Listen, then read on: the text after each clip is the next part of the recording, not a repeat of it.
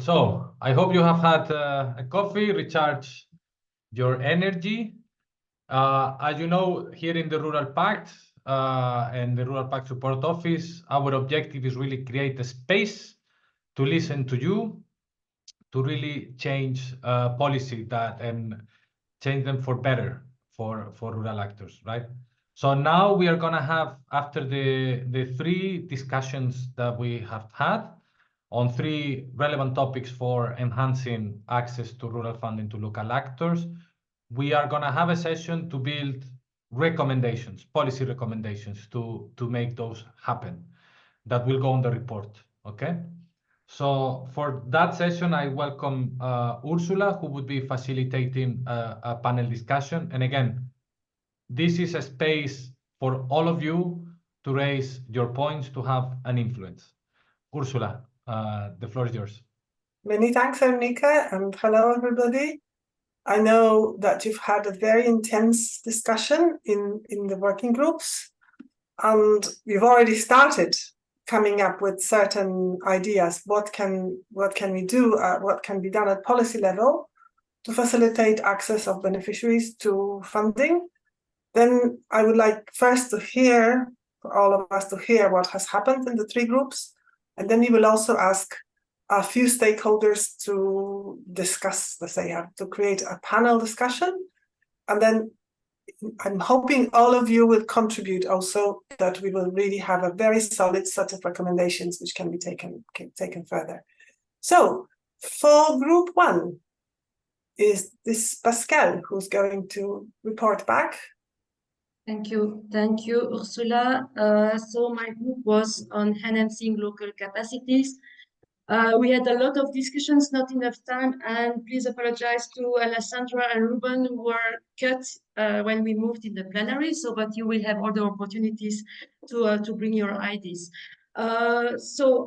Three main points in terms of what works well, and also combining with what we have to, I would say, to activate to have these solutions more advanced.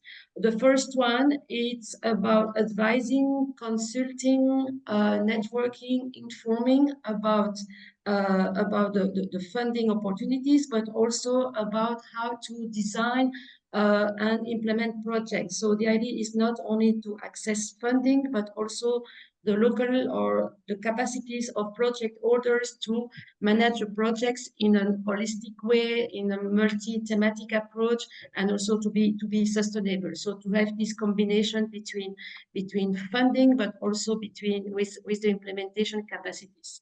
So this is the first point, and we had several examples which show this aspect in the plenary. Firstly, with the French example, but also in our working group. The other point is the one-stop shop approach, which has been presented on the Austrian case, on the Tyrol case, and it has been shared by the different participants. And to enhance this one-stop shop, the discussions were around the cross-governance approach at all levels, at local, regional, and national level. So to try to have this multi-governance approach in developing this one-stop shop. Also at EU level, it has been mentioned that it could be interesting to have a single funding approach to rural development. Also the idea of having a multi-thematic, to reinforce the multi-thematic, I would say, approach in this one-stop shop, including what has been mentioned, for instance, combination between social and environmental aspects. And the third point was to focus, I mean, what is important is to know the needs of the ground, the needs of the stakeholders in terms of rural development projects. The leader approach has been raised several times as a very strong method to identify the needs on the ground, because the local action groups are close to the needs, are close to the stakeholders, and they know their experience and their needs. They have also an experience on multi-funding, that can be supported by this one-stop shop approach at the different levels. And the last point, supporting the needs, the identification of the needs, is the importance of the intermediaries to, I would say, to identify and the needs and supporting the development of projects, including also local municipalities. Okay. And this is for Group 1. Many thanks, Pascal. A very rich discussion, I see, and hopefully we'll be able to develop some strong recommendations out of it. Enrique, group number 2, how did you do? Group number 2, yes, we had very rich interventions and several simplified cost options were discussed, and pros and cons with some of them. So there was a lot of exchange around umbrella projects, a lot of exchange about the use of flat rates, lump sums, etc. I mean, there is the overall feeling that this is the way forward. Not all these options fit to every category. So what it stood out from the group is the point still on capacity building. There is still some capacity to build based on sharing experiences around these options. Both those implementing these options on the ground, we saw a lot of examples with leader applying their own simplified cost options. But then as well, a lot of exchange is needed around auditors, paying agency to really take these options on board, reduce the feeling of risk of having these options on board. So capacity building was kind of the first solution to really push for this type of simplification. I think after, and it stood out as well a bit more now when we had the design of the programming period and then the beginning of the programs. We are now implementing the new programs. One thing is what is written on paper, the other thing is how they are implemented. So it is now time to look at how the countries are applying the simplified cost options, and as well in particular to explore whether the new delivery model, particularly within the CAP strategic plans, the performance-based delivery model, how well this is simplifying as well the support and the delivery of support for local projects. Another interesting idea that came out is as well on around proportionality. So sometimes rules are complex because of controls and audits. So the principle of proportionality should be applied, meaning it is not reasonable to have the same level of controls for very small projects than for bigger projects. And in relation to that, perhaps also a tool that could work to ensure that new regulation are also proportionate and that are simple to apply is using rural proofing. So rural proofing could be a mechanism that could be used to ensure that legislation puts in place simple rules. Well, I think that summarized the 3 main points. Okay, perfect. Thank you very much. And then for the last group, Patricia. Yes, thank you, Ursula. So we were in group 3 facilitating access to complementary funding, and we spoke a lot about the role of intermediaries from public, private sector. Different ones were mentioned, but I think to mention as the key ones, approaches that have seen to were first of all working with financial institutions. We saw, for instance, the case of Extremadura in Spain with the local action group, how they have been reaching agreements, especially with regional banks, with local banks, because these are closer to the beneficiaries, so it's easier to have this agreement with them, and especially for entrepreneurs in the local area, and they work very well because the reinvestment, the payment is done further quickly, which is also a very important point for the entrepreneurs. Then, besides the financial institution, and because we discuss it a lot about risk and how certain groups might be perceived as risk for banks, and therefore they might be excluded for these co-financial instruments, We spoke about working with charities or perhaps also with philanthropy. We hear about very interesting case in the UK that is facilitating access to fishermen. So those that are challenged to borrow money and they can do it at a very reasonable interest rate. And the payment is also done very quickly after they claim the cost, which is very important for the people that have at risk of accessing this. And in order what can work well to overcome this risk averse that exists in financial institutions in the private sector, we spoke a lot about the need for gathering data. Actually, we were seeing how let's say the rate of failure of all these projects is actually very, very low. Almost all of them are fully paid back.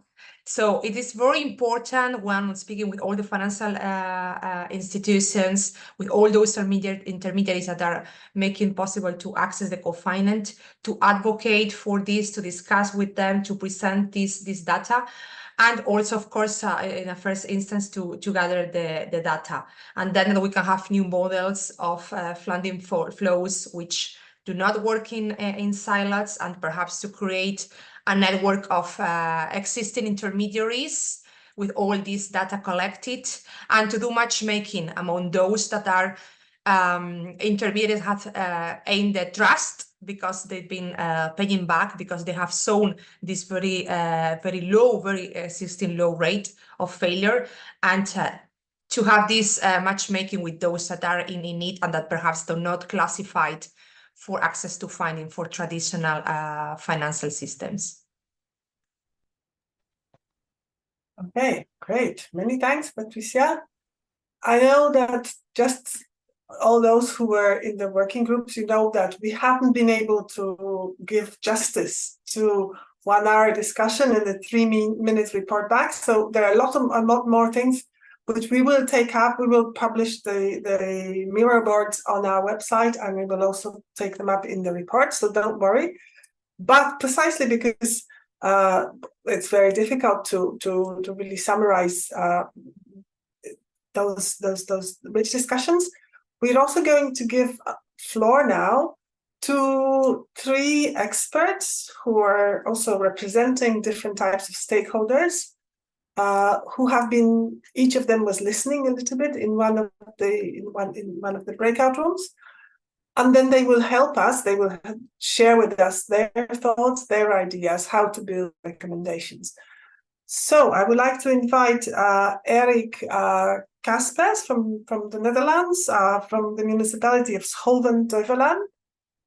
And the next person is Anke Wehmeyer from Germany, who is representing now the German Leader Association. And so we have municipalities, we have the LAG community, and then we have Serafin Padot-Vidal from ADO, who is our also expert and the person very well versed with in the financial, let's say, side and financial, let's say, support. So they were all listening. You were all listening to those discussions and also to the solutions which we have proposed. My question to you is how well these solutions reflect the needs of actors on the ground. First, do what we have discussed in the working groups, is it really reflecting a real need? I would maybe ask Erik to start. Yes, thank you for this opportunity, and thank you for having me. Well, I was attending the workshop 1, Enhancing Local Capacities, and I heard a lot of arguments which are, I think, similar in all regions, and that's knowledge, a lot of felt barriers to participate in European projects, but also to participate in the leader cooperation. And well, an interesting idea is to create the one-stop shop to gather knowledge and to provide also an all-inclusive way of information, so people know what they have to do. And we try as a municipality to fill that gap in, as well on the field of funding, but also in the field of managing a project, because the access to funding, well, most organizations will succeed in it, but then managing and reporting and doing it the well way, that's also a main thing to pay attention to. Okay, thanks a lot. Anke, what was your impression? Are we talking about the real needs and are the solutions making sense? Yeah, I think we are talking about the needs because we were talking about simplified cost options, and the good news are that most of the member states are implementing those simplified cost options now. We will see what will come out at the end of the funding period, because most of them started now and not in the last funding periods. And I think this is a really good news. But for me, it's always a question of the perspective. What perspective do we have? Are we really thinking about the ground, about the people on the ground? Are we thinking about the people implementing those projects? And the people living in rural areas, maybe they don't have the perspective as previous, as Eric said, they don't have the knowledge about project development and all those administrative rules. And so, or are we thinking, or do we have the perspective of the auditors or the managing authorities? What is our perspective? And I think this is the most important thing we have to think about. And because we have to support those people on the ground, and because they are those implementing the projects. For example, in Sweden, they have this possibility for younger people to implement projects with simplified cost options, and the young people then they don't have a lot of things to do with administrative thing, and I think this is perfect because there's the person behind who is supporting them. And I know in Sweden that, for example, in the local action groups or in the LAX, there are a lot of people, or there are more than one person responsible for the management of the local action group, but there always have to be one person who's really good in administrative things and can support those people, because we can't leave them alone. And yeah, this is what I would or what I have to say at the moment. Thank you. Okay, Ursula. thanks. And thanks for pointing out whose perspective. I think that's important, that we should be looking at this session, we are talking from the perspective of the local actors on the ground, and making access easier for them. So it's not always the same when you're talking about simplification. Sometimes people think it's simplification for the managing authorities or for the auditors or for somebody else. Okay. Very good clarification. Okay, we will get back to all of you for further comments, but Serafin, you want to bring quickly in your perspective? Very quickly, I think the feedback of the 3 sessions is quite consistent. There's a clear message about understanding the landscape. That's a key thing, and particularly, for instance, to access to finance to SMEs, which is a key part of the Group 3 discussion. There is concern about proliferation of instruments, and that's something that still need to be addressed. And as it's discussed earlier, a more consolidated forms of support will be good. At the same time, it is quite clear that the less funding instruments, less support instruments, should also have they should be more versatile. Why? Because there is a big variety of landscape. As some people said in the session, money bank lender, as more regional bank or something, a lender has an interest, is part of the community. A local action group, for instance, a community group, is also part of the community. They have a vested interest, both of them actually making it happen, but their logics are different. And therefore, when designing policy instruments or support instruments, including access to finance or loan instruments, needs to be basically properly understand the landscape and also understand the priorities of the actors. For instance, it doesn't make sense to make a high match funding rate, a high co-financing rate, when you know that that particular community will never be afford to do that. The same happens at some regional governments that, has been in some countries a lot of lack of or sufficient absorption because the co-financing rate was simply too high for that particular region to provide to be able to absorb the funds. And the other thing is that in a way linked to what Enrique said about rural proofing and this thing about understanding the landscape, sometimes it's actually trying to understand what is out there. For instance, in the session there were several ways where access to funding could be provided. For instance, in France, they got a program called Village d'Avenir, when they have somebody who is the expert in trying to actually lead the relationship with the financial authorities and with the administration, providing public grants, for instance. That will allow, replicate the knowledge and channels the relationship through other actors who are obviously not so well versed with that. In other cases, is the government, like in Bulgaria, where it was a properly national design system whereby funding has been provided at a very low rate, therefore increasing the rate of success. Some others is just networking. Another thing I think was also being pretty much discussed is the issue of, again, as you have heard, capacity building and deciding once again tailor-made resource support. So there is a lot of options out there. I think many of them could be replicated. Some of them could be actually translated into specific targeted forms of support coming from the EU level, but also there is a better understanding, what's out there that is already working and conversing what is not working. Thank you. Hey, very good. You have actually already touched on the second part of our panel, which is very good, which is not only what is needed and are these proposals in line with the needs, but also can they be implemented now? How realistic is it? And is it possible to transfer these solutions to other contexts?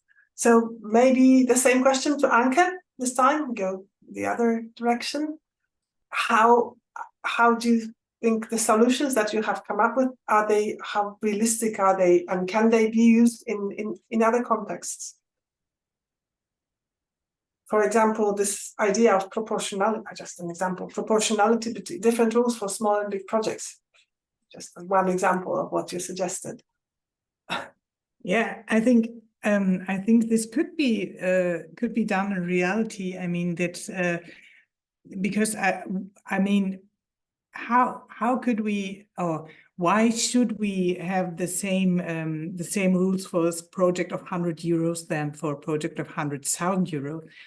I mean, and what is, but what we need for that is trusting the people on the ground, that they really are giving the money to the people, or that the money is coming to the people who really needs it.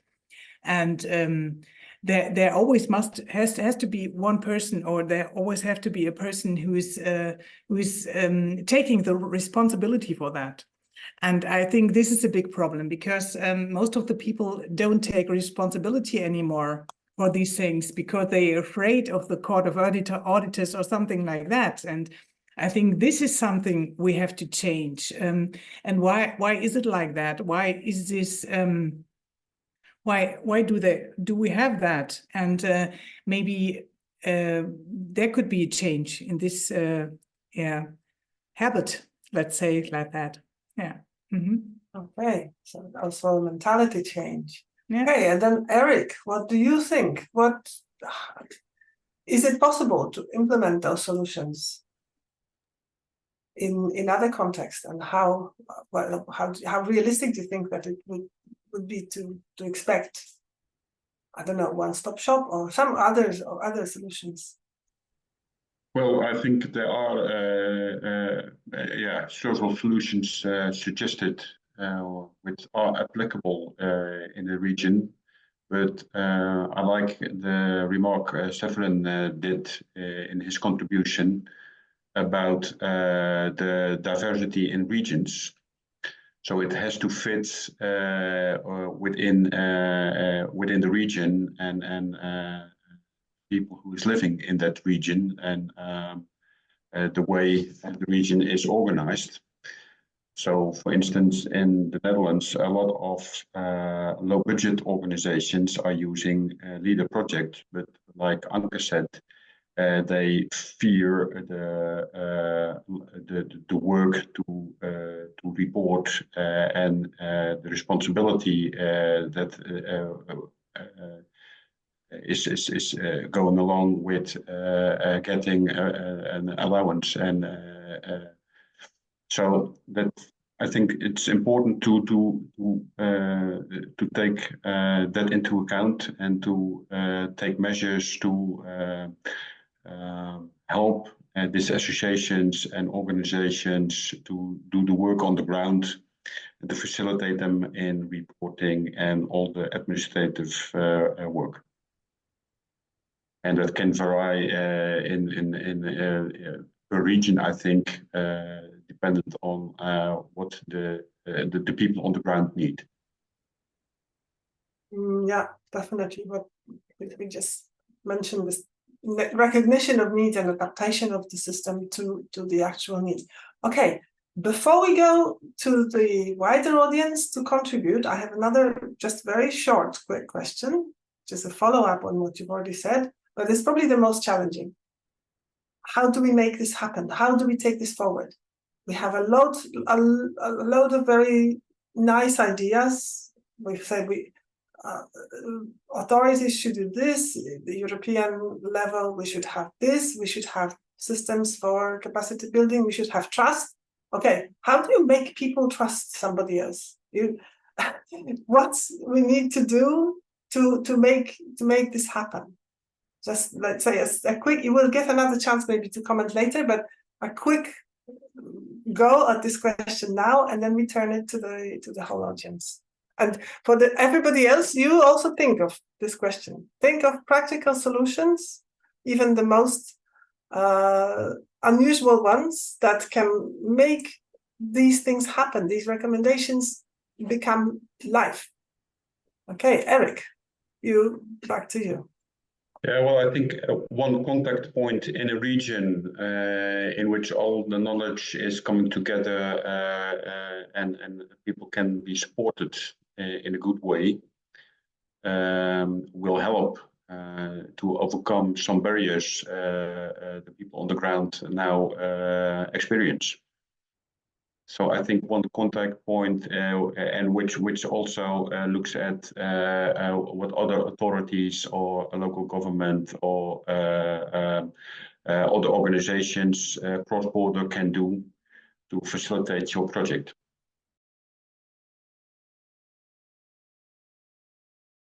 Sorry, that would be like both the information about the funding opportunities, let's say at the regional level, but also about who can help and who needs help. So it's more like matchmaking, not than just information. Is that correct? Yes. Okay. Serafin, now your turn. Thanks a lot. Well, we are now in a completely different scale, which is from the top. We have a lot of local practices, how we actually make them turn into policies. Well, one thing where we have to be clear is that there is a lot of institutional inertia. Institutions are like that, and the institutions provide support as well, and the ministries, regional administration come all the way. And in a way that's safe. For instance, as you know, we are in the debate of post-2027 already ranging in the Brussels bubble, and I'm among those who said, well, we have this new methodology called the one from the recovery plan, Next Generation EU, which is much less bureaucratic. It's more trusty on member states. It's more based on outcomes. And I say, well, it doesn't require co-financing. You don't have to pay the money. You are giving the money in advance to do what you want. So does in principle look like something we actually apply to other funds. However, what I'm finding is, and you will see very soon the high-level report of the region in this case, that's going to basically the scenarios that we're going to improve on what exists. We're not going to go for such a radical change. The recovery plan is something that was very ad hoc, and even the Court of Auditors were saying that. So with that in mind, I think we need to understand what is possible in terms of structural changes from the EU. What can be provided is more a better identification of needs and therefore more tailor-made forms of support. At the moment, they are very generalist coming from the EU, maybe should be more targeted. And also, then at the domestic level, there should be a better understanding of the possibility that exist within the current framework without even getting to a revolution. And that's something coming to that we could look at and recommend is for public administrations to enhance the present peer-to-peer approach, because some governments already have good practices or allow their national and local communities to do a certain way. Others don't, and sometimes because they were not shown the way. It is true there's a number of initiatives like Interact and so on, the Interreg and other programs that Urbact and so on allow for that, or the Rural Pact itself. But as you know, in some countries, there is already a dedicated program called peer-to-peer to actually facilitate this sort of best practice transfer in a very hard way. Sadly, at the moment, it's just for those countries having the biggest difficulty. No, actually, we do that across all member states, so they actually can learn from their own peers. Look, in this part of Europe, we are doing this way. We are trusting our national authors to do it in a certain way. It works. Maybe we're going to help you to develop that and adapt to your local circumstance or to your territorial circumstance. Anyway, just an idea. Thank you. Okay, great. Thank you. And Anke? Yeah, I think both of you already said what I would like to say as well. And I think it's really important to have some people who are telling a really good story about what is working. And this story maybe could be told in a nice way. And I think it's really important that we have an exchange between the different levels, and maybe we could find a way to do it in an innovative way, and not only like we have a presentation and the next presentation and another presentation. So maybe there are so many good solutions, and I saw one in the chat, maybe design thinking or something like that. So let's find new methods, even in the administrative bodies or in the paying agencies or between all those people, to bring them together and to find new solutions. And because to make it a little bit easier, and to be creative in that way. I know that administration is not creative, but maybe it helps to make it a little bit more like that. Okay, indeed, you are pointing out we are also doing things maybe into traditional way for our meetings. We'll keep that in mind. Okay, now it's time for the participants from the audience to contribute. I don't know, Enrique, if you can tell me if there are any already points that to be raised from the chat, that would be quite many. Quite many. There are certain people talking about red tape. So the issue about simplification, simplifying access.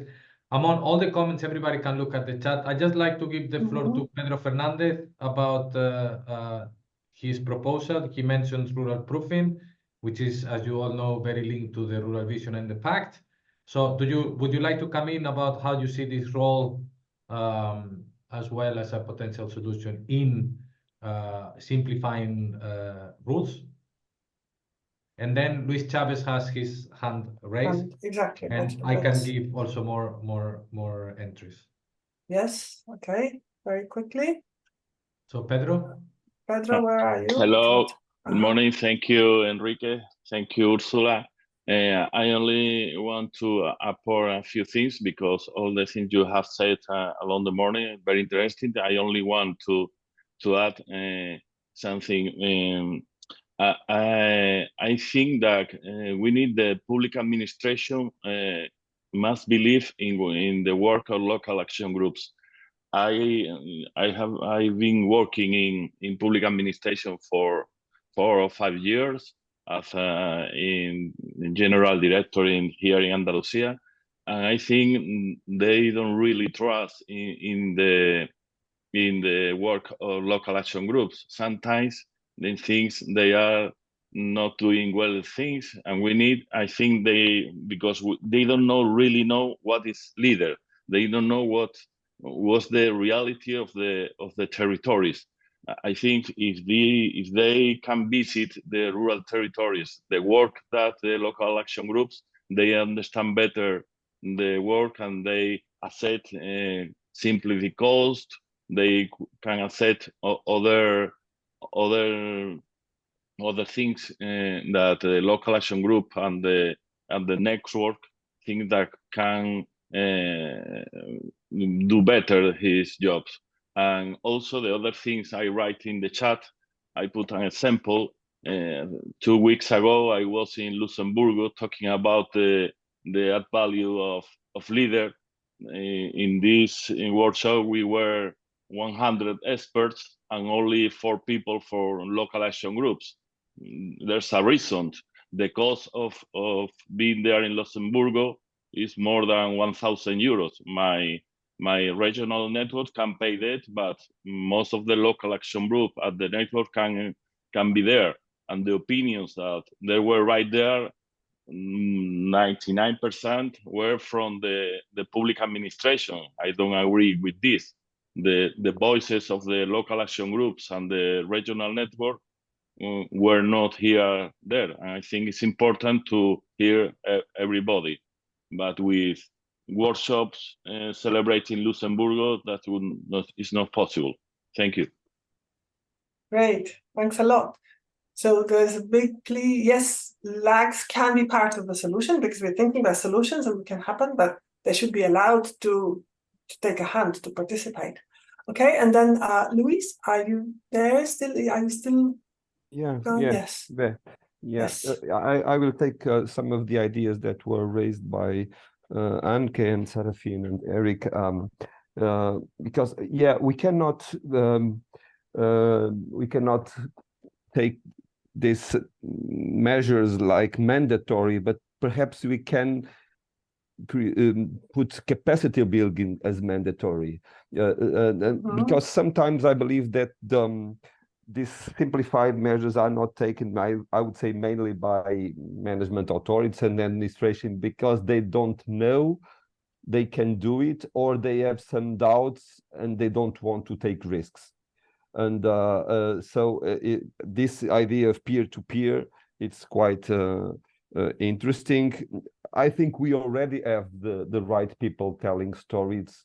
We don't have the right people listening to the stories, and this is probably a challenge that we have to in the preparation of this kind of activities. Another strong idea is this relation between proportionality and reasonableness. We are very keen on discussing and finding the reasonableness on investments, but we are not very good on finding the reasonableness on auditing and control. So and we could link this with proportionality and this idea of not having the same efforts on auditing and controlling small scale projects. This is not reasonable, in fact. Thanks. Right, indeed. I like your point about having the right listeners, not just the right speakers. That and the idea that capacity building should be mandatory. I understand you mean it should be mandatory also for public authorities, for program authorities, for those people who make the decisions about how programs are going to be delivered. Because it's very easy to say as mandatory capacity building for beneficiaries, they should to access funding, they can attend training, but that's not the point. The point is to have those people higher up also participate. Okay. Any other voices from the floor or from the chat? Enrique still points. I see Klaus mentioned things in the chat and has his hand raised. So okay. So maybe we can give him the floor. Yes, definitely. Thanks. And then Joe Lockwood as well, the same thing. He mentioned interesting comments on the chat and raised the hand. So Klaus, please go ahead. Oh, great. So linking to what Luis just said about the stories, I love this idea, but maybe we also have the wrong story for the audience we want to reach. This brings me back what I said before in the work group.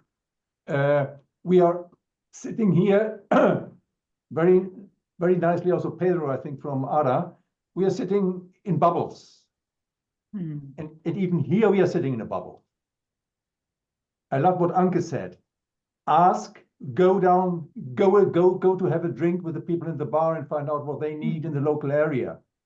And not being there as the manager of the local action group, but being as one more of them. And then you find out what they need, what they want, what stories we have to tell them in order to get them interested. And if you need to talk about football first, you talk about football first.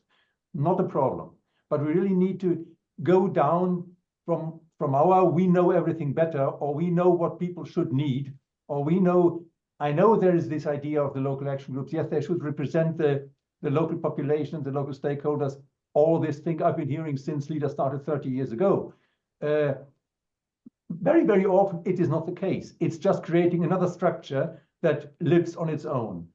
And we need to move out of the CAP structures, because there's a lot of other things going on in local development from other agencies, which are currently not represented in the group we meet here. Usually, we are still coming very much from the CAP background. So the world is bigger. Maybe, as I suggested in the work group, make a best practice list. Find out what is working on the ground outside CAP. Just see what works, what addresses people's needs, how do they operate, what is successful. Just to finish with an idea. Each of you, or each of us, probably has a bank account. And we have our branch where we go when we have to do some banking if we don't do a telebank. And in each of these branches, you have one person who is usually not the most bright or the most clever one, but he understands people's needs, and everybody goes there first. And he then knows where to send these people to which specialist that can address. But he is the one that is able to communicate with a level which we frequently lost.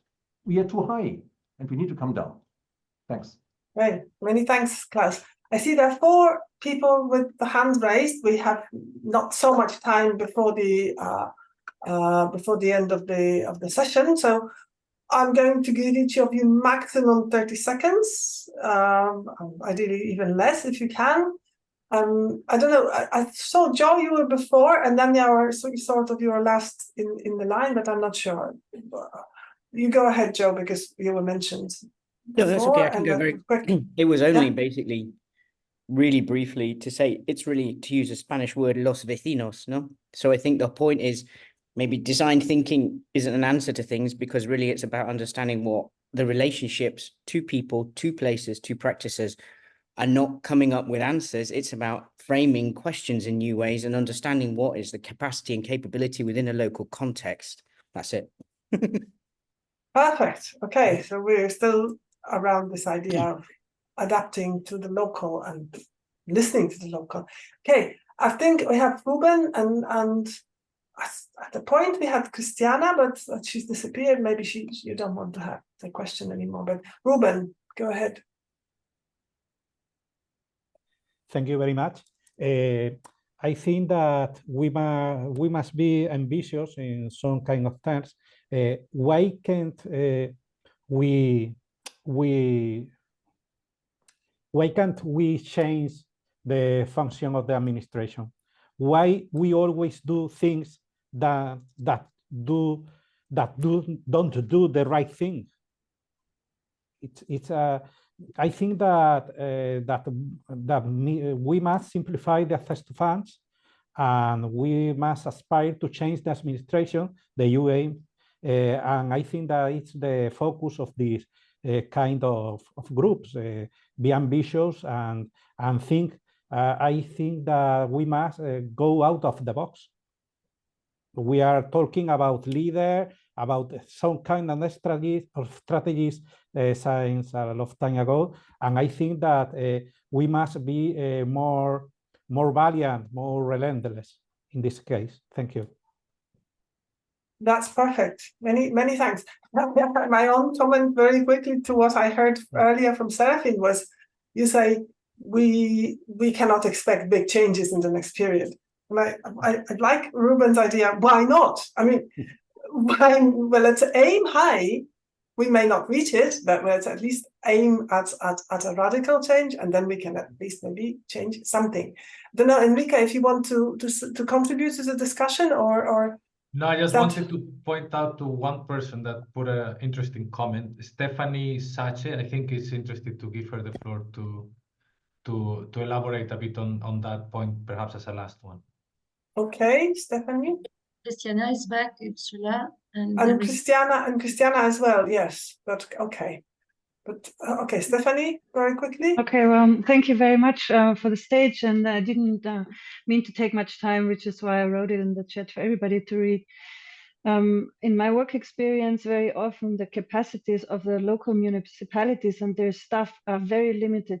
They're confronted with a lot of day-to-day chores, and oftentimes also they're not educated to access projects and then even work with a project and then report the projects. So very often this is even out of their focus. Yeah. So maybe there could be a possibility to educate them without actively offer education for existing municipality staff, even over via EU funding maybe. And then also I thought of maybe providing a low access and free support at project management and also reporting.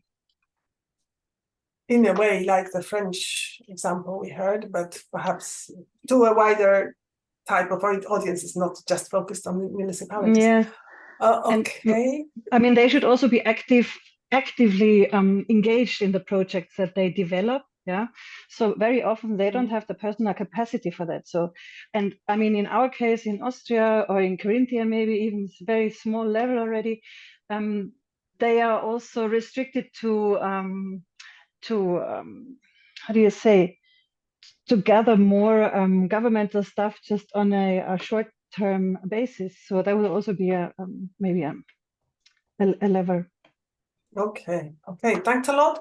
We just give a very, very quick word to Christiana, and then I would not maybe take any more voices from the floor, but I would like just to do two things.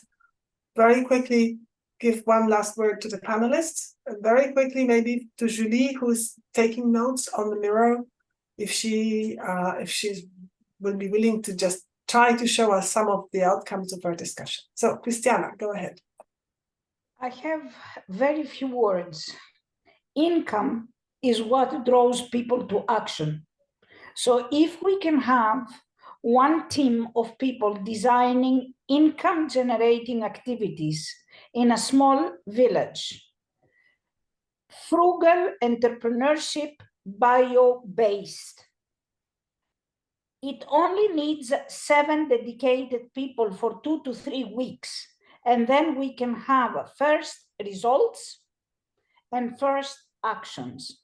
Thank you very much. I don't have anything else to say, but I'm a woman of action. So I am inviting those people to come and design. Great. Yes, indeed. And we have Christiana's presentation about her activity in the report on the website from the previous policy lab. So it's very well visiting. Also, she fits very well into this discussion because I think she used to work in the financial sector. So she knows exactly the financial story. Okay, the panelists, very, very quick last word, last reaction on what you heard, you've heard, just to be fair to you.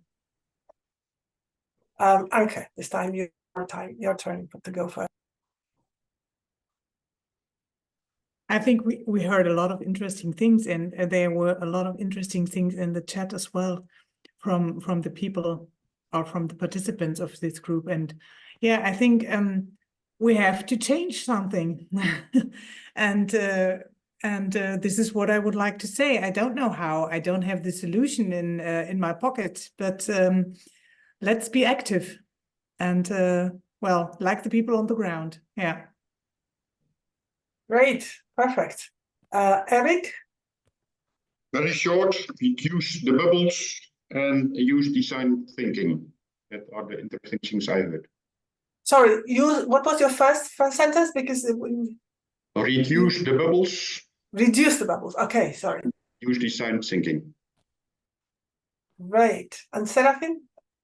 Well, by personal illusion, not that I'm discouraging people to think radically. Even myself, I'm putting forward a number of policy proposals in January, try to go well beyond the status quo.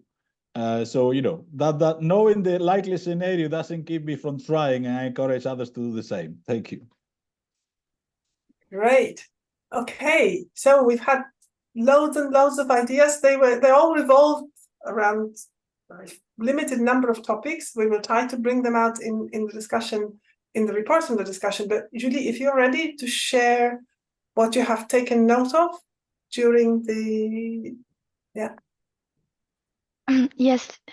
Do you all see my screen? Yes, we well? can see your screen. Great.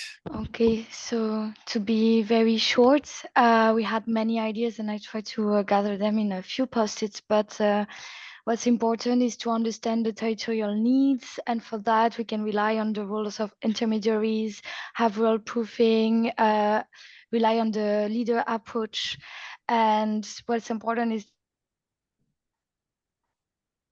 that understanding local needs is a way also not to have understanding of the funds, but really have fundings that are answering the local needs. Also, it's about capacity building and empowering local actors, and have cooperation and dialogue between the financial institutions, the beneficiaries, and all the type of stakeholders that are involved in the territories. And make sure that we understand the priority of the actors. And for that, we have to go out of the bubble and to involve everyone, and also invest on data and have evidence-based. And yes, have simplified rules, adopt a proportionality rule, and to have a simplified access, gather in one-stop shop at different levels of governance, but also across thematics.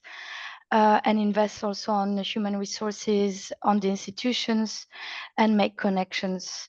And there's a recognition that we have to change our paradigm, to adapt the systems to the needs, be creative, adopt collaborative methods like design thinking, participatory process, engage with the community, and sometimes also be open to risk, especially for small-scale and innovative projects. And when there are good practices around, it's good to communicate on them and to ease replication. Great, really well done. That was really like quick summary of a wealth of material. We will elaborate on that still. And I also see that a lot of you seem to be exchanging in the chat also for contacts to get material, to get more hands-on information of the examples presented and the examples that you're sharing.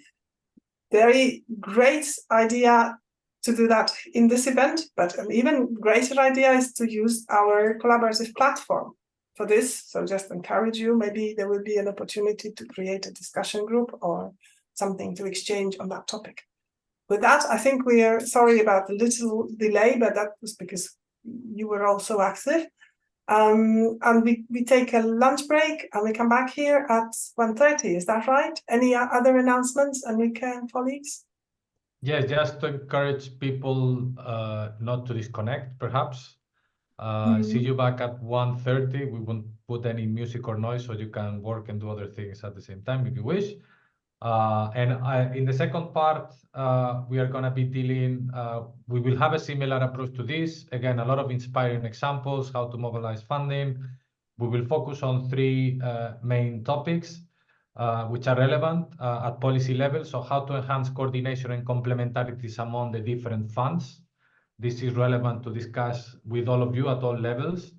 As well, the territorial development angle comes something very prominent. So we want to discuss how we can strengthen those territorial development tools. And the third one is dedicated to alternative innovative funding and how we can combine it with EU sources. So we will have inspiring examples as we had this morning.